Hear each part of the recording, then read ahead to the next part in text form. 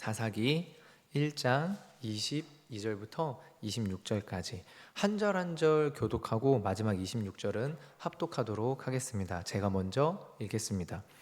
요셉 가문도 베델을 치러 올라가니 여호와께서 그와 함께 하시니라.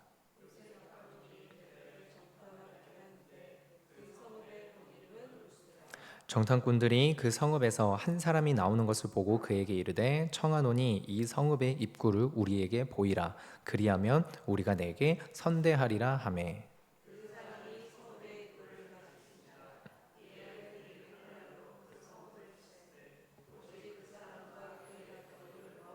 함께 읽겠습니다. 그 사람이 햇사람들의 땅에 가서 성읍을 건축하고 그것의 이름을 루스라 하였더니 오늘까지 그곳의 이름이 되니라. 아멘.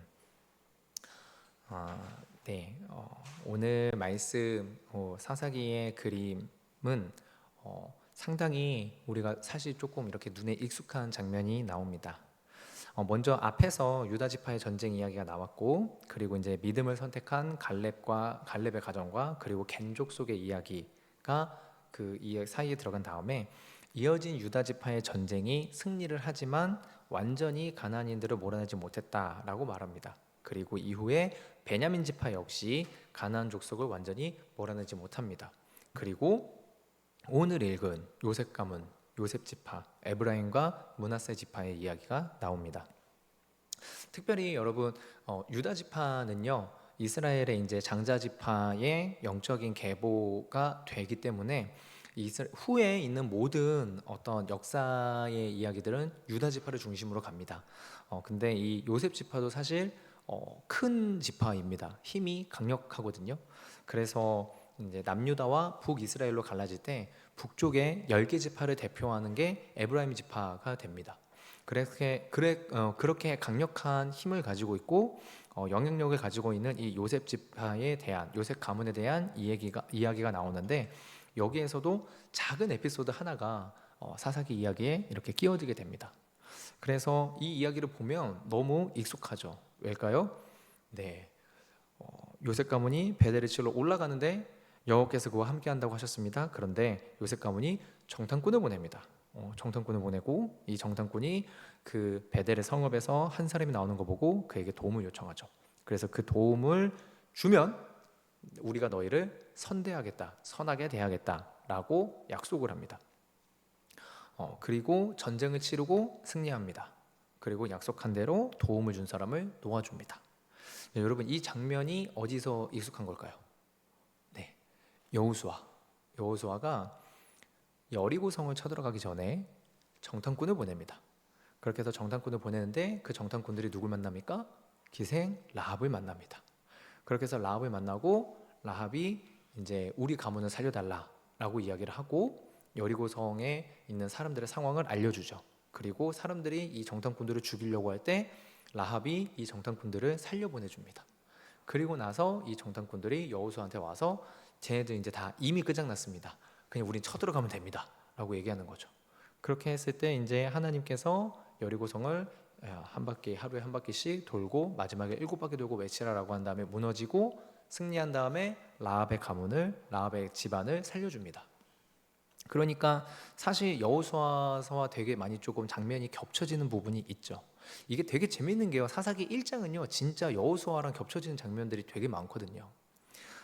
근데 여러분, 이 장면이 정말로 비슷한데 말 그대로 비슷한 거지 같지는 않습니다.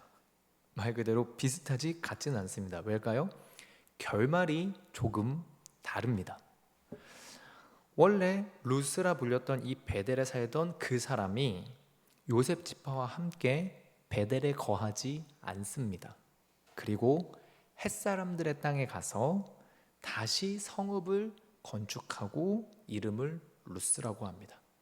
이것이 여호수아서에서의 여리고성의 이 장면과 이 장면의 차이입니다. 조금 더 오늘의 이 장면을 한번 보도록 하겠습니다. 요셉 지파는 유다 지파와 달리 베델을 완전히 정복한 것처럼 보입니다. 참고로 읽다 보면 조금 희한하죠. 뭐냐면은 이 베델에서 한 사람이 나오는데 잡아다가 물어봅니다. 성문을 알려줘라고. 아니 이 사람이 나온 자리가 성문 아닙니까? 근데 성문을 알려달라고 하죠. 그래서 성경학자들은 뭐라고 얘기하냐면 이 성문은 눈에 보이는 이 정문을 얘기하는 게 아니라 이 성에 있는 사람들이 긴급한 상황에서 도망치기 위한 비밀 루트, 그러니까 비밀의 길을, 은밀한 길을 알려달라라고 한 거고, 요셉 지파가 그 길을 이 사람에게서 들어서 그 길로 올라가서 이제 전쟁에서 승리했다라고 얘기하는 겁니다. 근데 어쨌든 전쟁에서 승리한 건 맞는데, 근데 이게 완전한 정복이라고 보기가 어려운 이유가 있습니다. 그게 무엇이냐면 아까 얘기했듯이 여호수아의 그 여리고와 마지막에 차이점이 난 이 차이점 하나 때문이다. 그것은 그 베델 남자가 햇사람의 땅으로 가서 루스라고 하는 도시를 다시 건축한 겁니다. 자, 여러분, 여기에서 베델은 정복을 했습니다. 근데 그 사람이 나와서 다시 루스를 세웁니다. 그러면 이게 완전한 정복의 의미로 볼 수 있을까요? 여기에서 이게 이어져 있는데.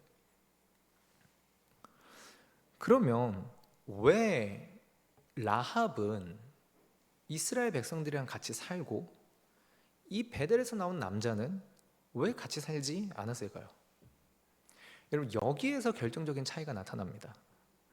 우리 같이 함께 여호수아 2장을 함께 좀 보도록 하겠는데요. 여호수아 2장 9절부터 11절까지입니다. 함께 한번 보도록 하겠습니다. 다 같이 읽겠습니다. 시작.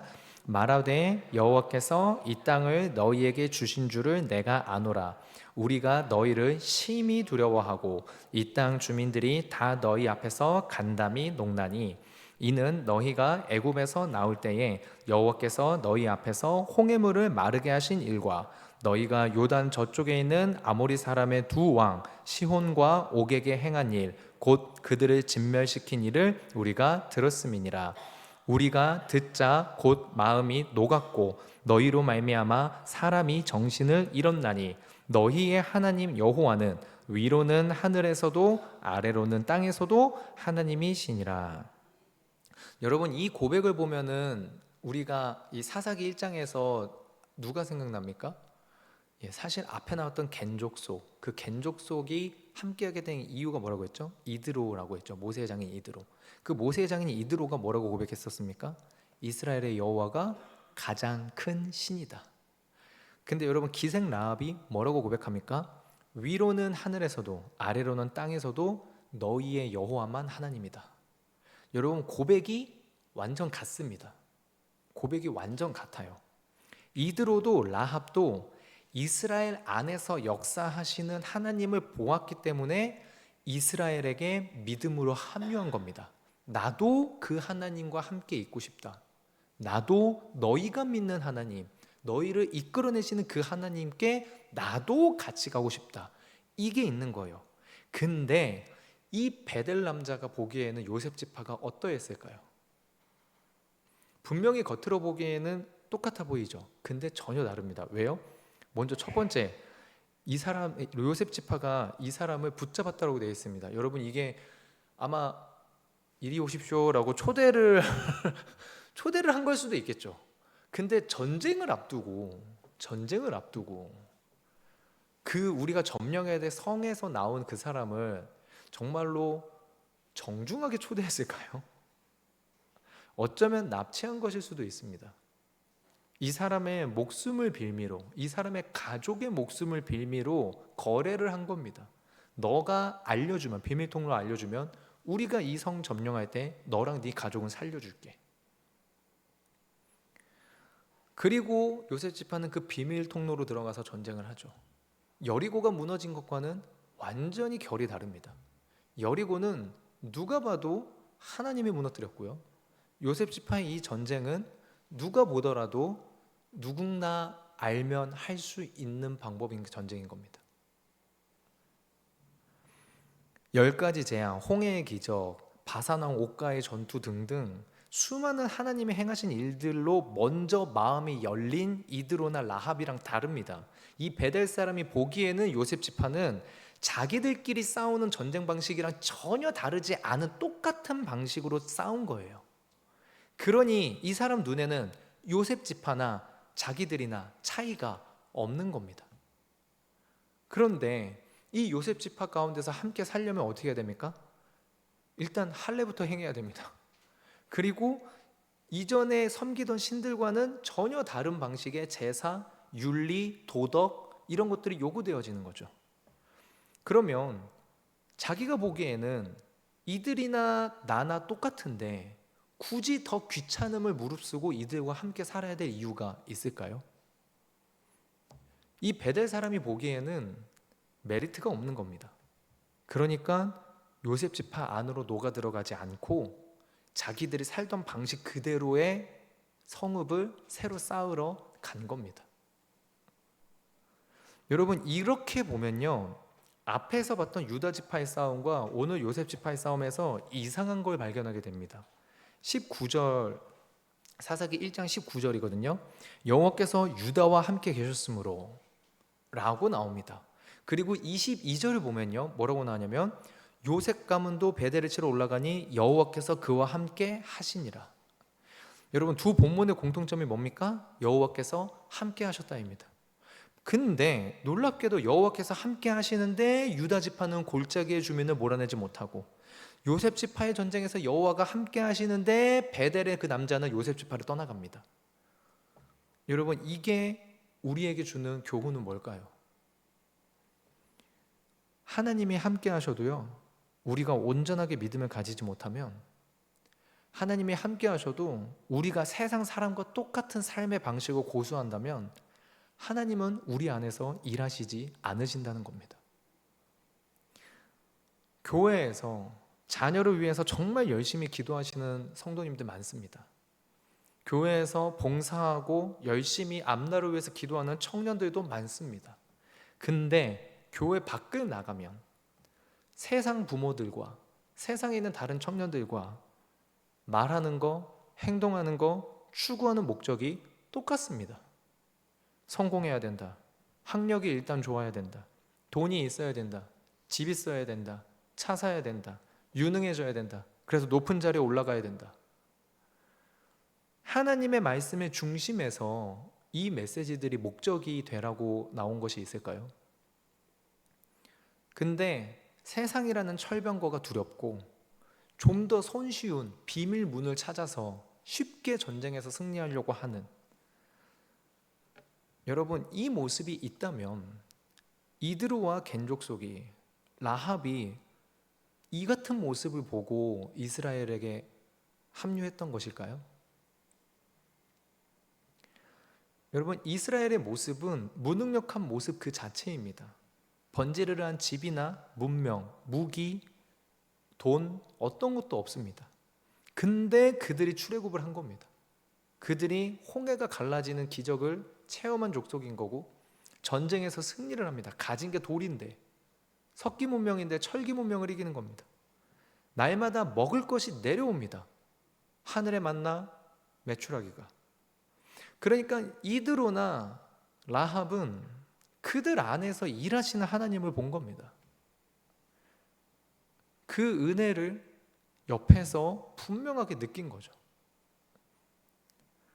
내가 아는 기준으로는 마음이 꺾여야 되는데, 마음이 무너져야 되는데, 삶이 실패했다라고 좌절해야 되는데, 희한하게 끝까지 살아있고 포기하지 않고 말도 안 되는 기적의 결과가 나타나는, 더 놀라운 건 그 사람이 사는 목적, 열심을 다하는 이유가 우리들처럼 성공하기 위해서가 아니라, 설령 그 성공을 추구한다 하더라도 그 목적이 하나님이라는 존재를 위해서 하다 보니 내가 봤을 때는 분명히 포기를 해야 되는데, 우울증에 빠져야 되는데 웃고 다니고 힘을 내고 있고 오히려 자기보다 못한 사람들, 아니 자기보다 더 잘난 사람들에게 영향을 끼치고 있는 그런 존재가 있다는 겁니다.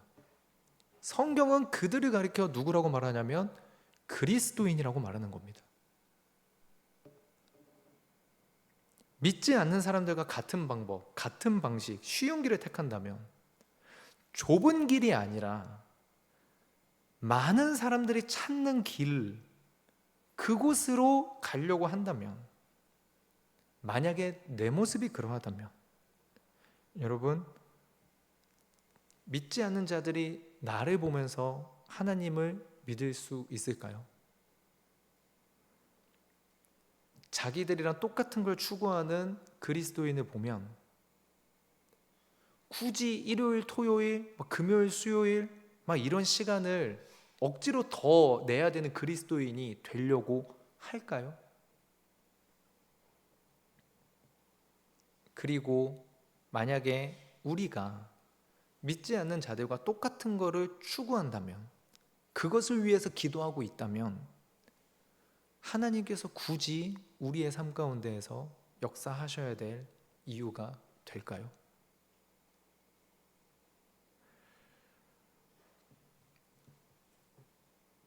여러분, 이 베델 사람은 요셉 지파를 통해서 하나님을 보지 못한 겁니다. 그렇기 때문에 라합이랑 다른 결과가 나온 겁니다. 우리 믿는 자들은 어떻게 살아야 될까요? 솔직히 구체적인 행동 양식은 저도 잘 모르겠습니다. 근데 왜냐면은 이제 제가 성도님들 한 분 한 분의 삶을 모르고 안다고 하더라도 저는 그 능력이 없거든요. 그런데 분명한 거 한 가지는 뭐냐면, 말씀 가운데 기도하는 성도님들에게 하나님께서 한 분 한 분에게 말씀하실 것을 기대하고 믿고 있는 것, 이것 하나뿐입니다.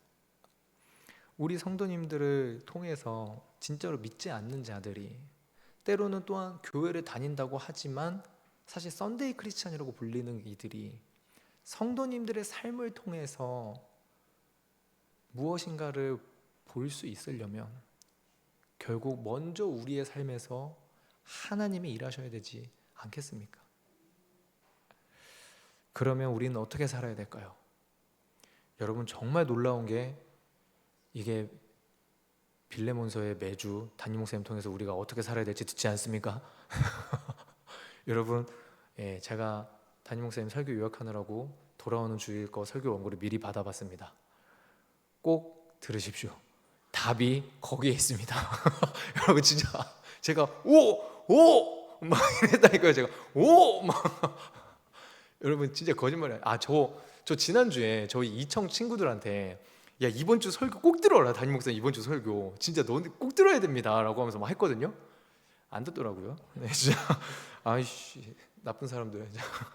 진짜 예수 그리스도를 믿는다는 게 무슨 의미인가. 와, 그거 진짜 이거 꼭 들어야 되는 거 아닙니까? 진짜. 그래서 내가 주님을 믿는다라고 하는 게 내가 어떻게 살아야 되는가. 담임 목사님이 진짜 주일날에 이번에 진짜 다 그렇게 했는데 안 듣다니. 근데 여러분, 진짜 이번 돌아오는 주일도 마찬가지입니다. 우리 어떻게 살아야 될까라고 할 때에 그 방법이 나옵니다. 저는 우리 성도님들이 기대하는 마음이었으면 좋겠고요. 저는 이게 꼭 그래서 하나님이 말씀하시는 것 같아요. 이렇게 우리 살아야 되지 않겠냐. 그리고 우리를 격려해 주시는 것 같아요. 비록 우리가 좀 부족한 모습이 있다 하더라도. 우리 이 시간 제가 기도한 다음에 주기도문을 마치고 우리 기도 제목 나누고 함께 기도하도록 하겠습니다. 하나님, 감사합니다. 우리 성도님들 모두의 삶 가운데에 아버지 하나님의 일하심이 정말로 있기를 원합니다. 하나님, 근데 어떻게 이것이 하나님의 일하심이라고 볼 수 있을까요? 하나님, 정말로 우리는 우리의 어떠함으로 하나님의 일하심을 끌어올 수도 없고 만들어낼 수도 없음을 그저 고백합니다. 간절한 하나님을 바라고 소망하는 믿음의 기도와 하나님 앞에서의 겸손한 순종을 가진 성도님들이라면 하나님께서 그들의 삶을 통해서 반드시 이루시리라 믿사오니, 바라고 원없는 것은 우리의 마음 가운데 순종하고자 하는 마음이 사라지지 않게 하시고, 말씀을 사랑하는 마음이 사라지지 않게 하시고, 한 번 더 주님 앞에 엎드리고 기도하는 마음들이 샘솟을 수 있는 은혜가 있게 하여 주시옵소서.